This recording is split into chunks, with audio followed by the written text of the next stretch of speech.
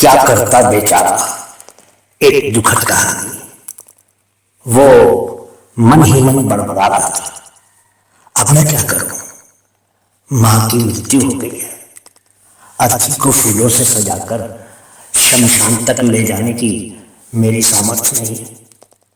10 रुपए भी तो नहीं है जेब में, आखिर करो तो क्या करो।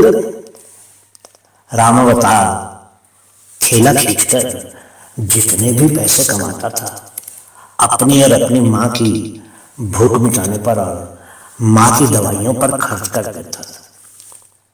बहुत कोशिश करके भी इतने वर्षों से कुछ भी बचा नहीं पाया था। और फिर बचा भी कैसे सकता था, क्योंकि डॉक्टर ने कहा था जब तक तुम रोज माँ को दवा दारू देते रहोगे तब तक माँ जिंदा रहेगी। डॉक्टर भी नई नई दवाइयां लिखकर देता रहता और रामावतार किसी न किसी तरह जुगाड़ करके दवाइयां खरीद लाता था और माँ को कुछ सांसें और दे देता था। अब माँ के अंतिम संस्कार के लिए एक पैसा भी नहीं था। घर में तो कोई और था नहीं। आखिर वो दया दान की उम्मीद लिए पड़ोस के कुछ घरों में गए। कुछ गरीब से लोगों ने ही 2-2, 4-4 रुपए दिए, लेकिन अमीर घरों से उसको कुछ भी नहीं मिला। कुल मिलाकर 50 घरों से 180 रुपए इकट्ठा हुए थे। वो पैसे तो ऊंट के मुंह में जी रहे थे।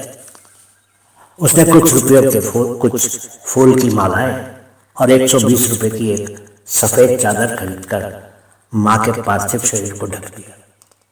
अर्थी तो थी नहीं और न ही वो खरीद सकता था।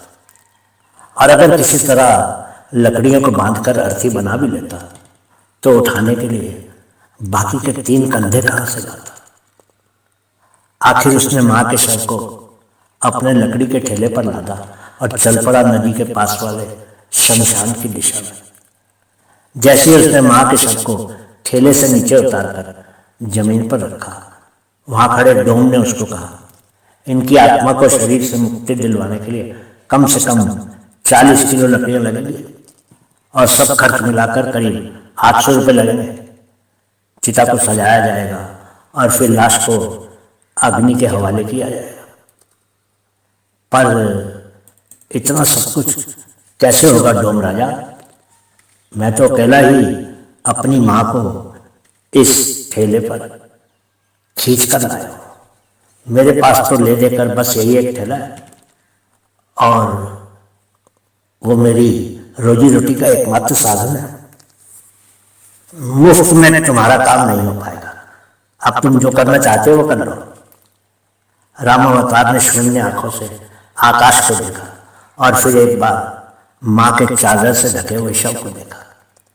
उसने अपनी धोती में से खोसी हुई माचिस की डिब्बी निकाली, जिसका प्रयोग वो दिन में 1 या 2 बार सिर्फ बीड़ी जलाने के लिए करता था।